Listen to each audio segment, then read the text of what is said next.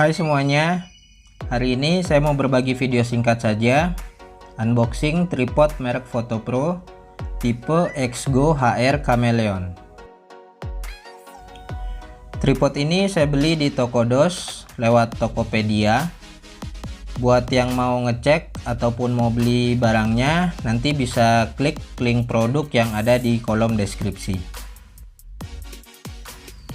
Untuk harganya, waktu saya beli ini sedang diskon dari harga Rp1.300.000 menjadi Rp1.099.000 dan sudah dapat bonus holder HP merek Fotopro tipe SJ85.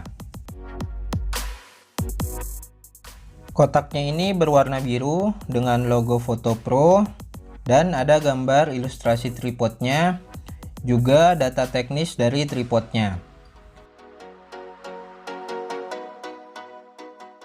Dan semua isi kotaknya dimasukkan ke dalam tas tripod.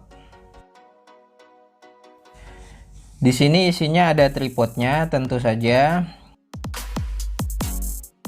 lalu user manual,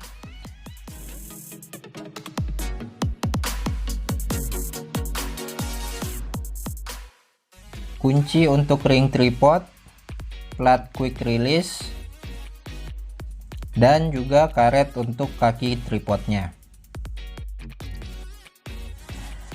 Tripod ini terbuat dari bahan aluminium dengan berat 1,6 kg, diameter maksimalnya 2,5 cm, tinggi maksimal 156 cm, minimalnya 134 cm, dan tinggi ketika terlipat adalah 44 cm.